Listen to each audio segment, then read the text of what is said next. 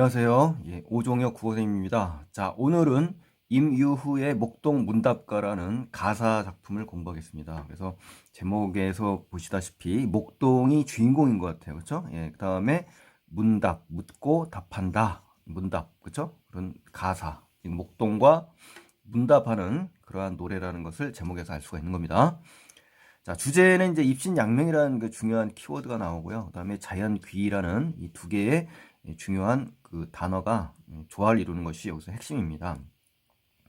그리고 이제 가사 작품이고요. 문체는 국한문 혼용체로 쓰여 있고요. 구성은 이 전반부는 이제 묻습니다. 목동에게. 그리고 후반부에서는 목동이 답을 하는 이러한 구성으로 되어 있기 때문에 대화체라고 할 수가 있네요. 그래서 형식은 총 그 154구로 되어 있다는 거. 그래서 2, 3조, 4, 4조, 3, 4조가 나오고 있다. 그래서 기본적인 가사의 형식에 해당된다라는 거 알 수가 있습니다. 자, 그다음에 이제 표현상 특징으로 가시면요.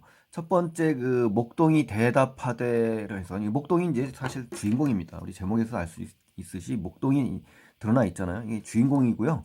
요 대답에 주목을 하시는 것이 좀 더 좋을 것 같고, 요 상호 대립적인 입장을 대표하는 두 인물이 나옵니다. 그래서 A라는 인물과 B라는 인물이 서로 대등하게 나란히 배치된다라는 겁니다. 두 번째 특징은요. 전반부는 이제 묻고 후반부는 이제 대답하고, 이게 이제 주제가 이제 대조적으로 이제 상반돼 있습니다. 그래서 그럼으로써 하나의 조화를 이룬다. 그렇죠? 마치 변정법처럼 정반합처럼 그러한 특이한 구성 방식을 취하고 있습니다. 전반부에는 목동에게 이제 묻고요. 후반은 목동이 대답하는 형식의 문답체로 이루어졌다는 겁니다. 자, 입신양명과 자연귀라는 현실 긍정, 그렇죠? 그다음에 현실 부정. 이 이질적인 서로 이 성질이 완전히 다르지 않습니까? 그래서 이러한 양극성에 있는 이런 두 가지 특성을 상충 심리, 이 상충 서로 충돌한다는 얘기죠. 이러한 심리가 어떻다? 이 작품에서는 균형 있게 조화됐다. 그 동안에서는 일방적이고 뭐 자연 친화다, 뭐 안빈낙도다 이거의 일방적인 그러한 흐름이었다면 이 작품에서는 균형과 조화를 이뤘다는 것이 가장 큰 특징이라고 볼 수가 있고요. 조선 현종 때입니다. 그 1661년 17세기 그 중엽에 임유가 울진에 응거하면서 이 후생에게 가르치기에 지은 가사라고 합니다. 그래서 권면하고 부지런해라 이거죠. 속세 명리는 아랑곳하지 말아라. 그러니까 역시 이 작품에서도 역시 속세를 경계하는 그러한 노래라고 할 수가 있네요. 또 A의 인물은 이제 인생이 한계가 있다. 그래서 허무하다. 그렇죠? 그래서 이 부귀공명이나 입신양명 같은 이런 출세지향주의, 인간 영락 이것을 추구하는 삶이 가치가 있다라고 이야기합니다. 그러면서 대화 상대의 삶의 방식에 대해 질책을 하는 거죠. 그러니까 이제 목동에게 질책을 한다는 얘기죠.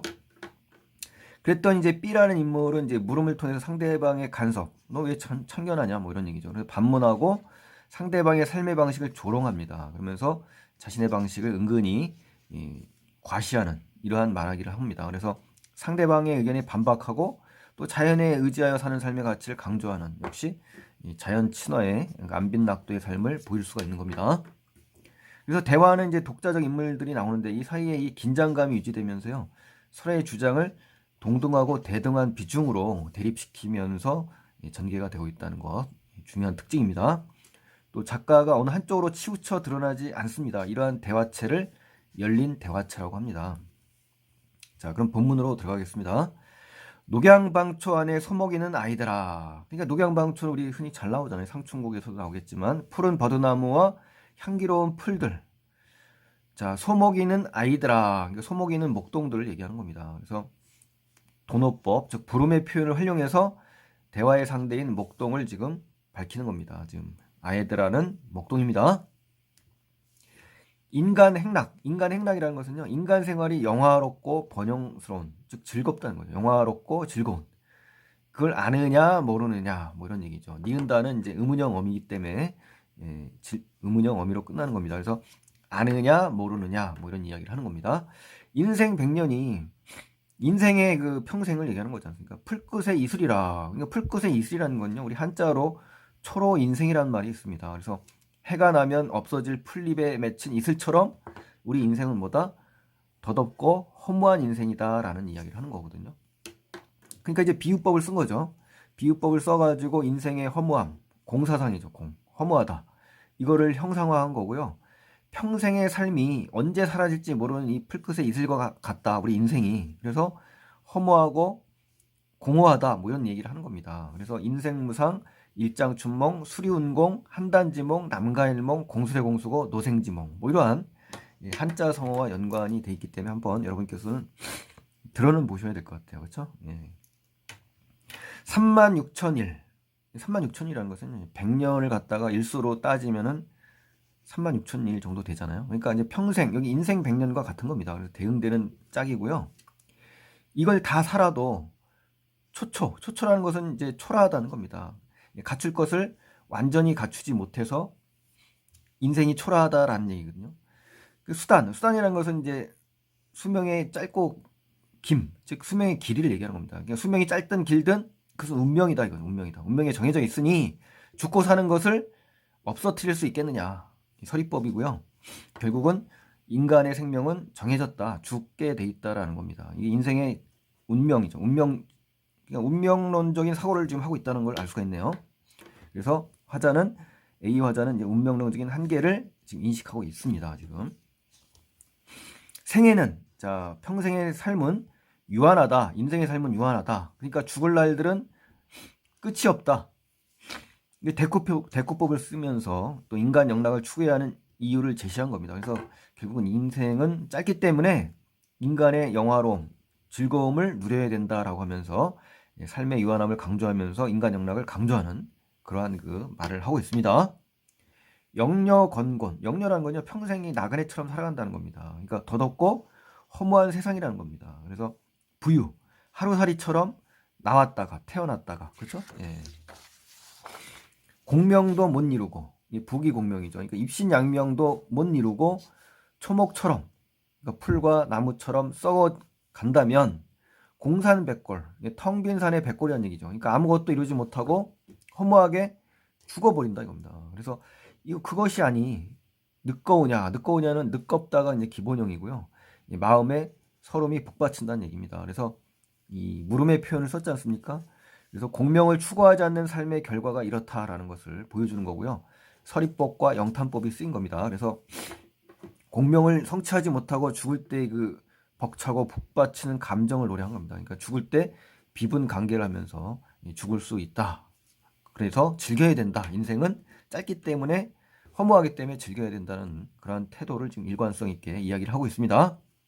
그리고 또 뭐라 그랬냐? 입신양명. 그죠? 여기 나왔던 공명 중에 입신양명을 햄 밖에 던져두고, 그죠? 생각 밖에 던져두고 연교초야 시골 들판에서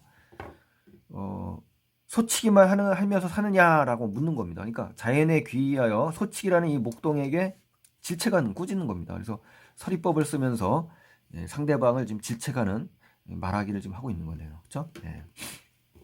목동이 이제 대답합니다. 이제 여기부터는 이제 뭡니까? 목동이 대답이 시작이 되는 겁니다. 그래서 이 부분과 앞부분을 나누실 수 있어야 됩니다. 예. 허허, 그 누구십니까? 무슨 말씀 듣겠습니다. 라고 이야기하는 겁니다. 기가 찰 노릇이죠. 예. 형용이라는 건요, 생김새나 모습이 고고하다. 형편없고 초라하게 된 모습을 보니, 초대부는 초나라 대부, 삼녀를 얘기합니다. 삼녀는 누구냐면, 중국의 초나라 때 충신인 구론이라는 시인을 얘기하는 겁니다. 충신입니다. 충신. 그래서, 간신들의 참소로 쫓겨나가지고 비극적인 죽음, 자살을 하게 되거든요. 그래서 이 중국인들의 영원한 충신으로 기억되는 인물이 바로 구론입니다. 구론. 그래서 이 구론이십니까? 라고 물어보는 겁니다. 그 잔원이라는 건 겨우 살아남은 목숨이 영락이 되니, 보잘것없음이 되니, 유학사 중에 이제 자후라고 있습니다. 자후는 유정원입니다. 당나라 때 정치가인데요. 개혁에 실패하고 지방배설을 전전하면서 돌아가신 철학자가 유정원입니다. 유정원. 그래서 유정원이냐 아니면 구론이냐라고 이제 묻고 있는 겁니다. 그래서 대꾸법, 그죠? 통사적인 반복과 대꾸를 쓰고 있습니다.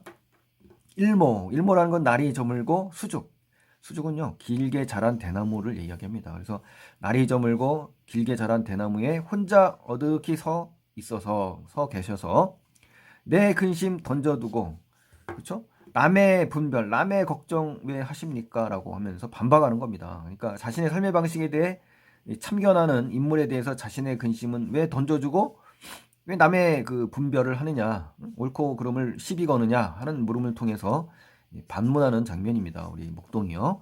그래서 대화에 이제 긴장감이 유지되죠. 그래서 작가가 어느 한쪽으로 치우쳐 드러나지 않게 하는 열린 대화체의 특징이 그대로 제시된다라고 볼 수가 있는 겁니다. 이 장면에서.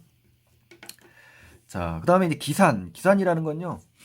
요 임금 때 소부와 허유라는 그 충신이 있었습니다. 이 두 사람이 부귀공명을 피해 숨어 들어갔다는 산이 바로 기산입니다. 그래서 귀를 씻고, 그렇죠? 상류의 서목이기 즐겁고 즐거움을 너희는 모를 것이다 라는 얘기입니다. 그러니까 소부와 허유가 나왔다는 건 바로 뭡니까? 자연 친화 그리고 은둔하는 거지 않습니까? 현실을 멀리하고, 그래서 현실에서 이제 그 정치에 들어갈 수 있게끔 요구를 받습니다만 그 요구조차 들었던 귀를 씻는 그러한 사람들입니다. 이 사람들이. 그래서 충신이고요. 그 사람들이 자연에서 숨어 살고 이렇게 또 소목이기를 즐겁고 이렇게 하는 것은 너희는 모를 것이다 라고 하는 거죠. 상대방의 조롱 섞인 자기 과시를 얘기하는 거고요. 인물들의 대화를 훨씬 더 긴장시켜주죠. 그러면서 열린 대화체의 특징이 그대로 들어가 있는 겁니다. 긴장감을 유발한 채. 그래서 여기서는 어떤 자기의 태도를 지금 은근히 과시하는 이러한 장면을 우리가 볼 수가 있습니다. 내 노래 한 곡조를 불러든 들어보소. 그러니까 내 노래가 하나 부를 터이니 그 의미를 한번 들어봐라. 뭐 이런 얘기를 하는 겁니다. 내 노래를 통해서 자신의 현재 삶을 선택한 이유를 이제 제시할 거고요. 그 내 노래에는 뭐가 나오냐면 뒤에 나오겠습니다만 장안을 돌아보니 풍진이 아득하다. 부귀는 부은이여 공명은 와각이라. 이런 식구가 나옵니다. 그래서 자신이 현실을 떠나 자연에 귀의하여 소치기를 이유하는 근거가 나오게 됩니다. 그래서 이유를 잘 제시하고 있습니다. 자, 보실까요? 장안을 돌아보니 장안은 이제 서울입니다. 서울, 당나라 서울이잖아요. 수도. 속세의 대표적인 고유 명사라고 볼 수가 있습니다. 그래서 풍진, 이것도 역시 속세죠. 우리 그렇죠? 우리 지난번에 풍계육가인가요? 거기서 나왔을 때 제가 다 말씀드렸는데 풍진이다, 미진이다, 그렇죠? 홍진이다, 현실이다, 세계다, 사바다, 그렇죠? 이런 것들이 전부 뭡니까? 현실 세계입니다. 그래서 벼슬을 나아간다든가 현실 세계에 들어간다든가 뭐 이런 작품 시어들이 전부 뭐다? 현실과 속세, 인간 세계를 얘기하는 겁니다. 인간 세계. 그래서 이러한 시어들은 한 번 정도 정리하는 게 좋다라고 제가 말씀드리고 있습니다. 부귀는 뜬구름과 같다. 공명은 와각이다. 와각이라는 것은요, 달팽이 와자입니다. 그래서 알맹이가 피어 있는 달팽이의 껍질을 얘기하는 겁니다. 그러니까 헛된 거다라는 거죠. 그래서 상대방에 대한 반박을 하면서 이 독자적인 인물들의 주장을 대등하게 대립시키는 열린 대화체의 특징이 그대로 제시된 거고요. 이 목동이 공명을 중시하는 대화 상대방의 의견에 부귀공명은 소용없는 거다, 쓸데없는 거다라고 반박하는 장면입니다. 그래서 독자적인 인물들의 주장을 좀 대등하게 대립시키고 있다라고 볼 수가 있습니다. 자, 이퉁소 한곡조의 행화촌이다. 행화촌을 찾아리라라고 했거든요. 행화촌은 이제 말 그대로 살구나무가 있는 마을이겁니다. 이것을 말한 것은 안빈낙도의 이상적인 공간 세계입니다. 그래서 인간의 모든 부귀영화를 버리고 초야에 자연에 묻혀 사는 이 소치기하는 이 목동이야말로 가장 보람 있는 즐거움이라는 자연귀의 사상이 들어가 있는 겁니다. 아셨죠? 그래서 마지막 이 부분에 이제 작가는 더 중심을 두고 있다라고 생각을 하시고요. 형식은 균형과 조화다라는 거 잊지 말았으면 좋겠습니다. 자, 오늘 도움이 되셨다면요, 구독 버튼 안 눌러주신 분들은 눌러주시고요, 좋아요 버튼까지 눌러주시면 정말 고맙겠습니다. 질문 있으면 댓글로 남겨주시면 자세히 답변 드리겠습니다. 자, 다음 시간에 또 뵙겠습니다. 감사합니다.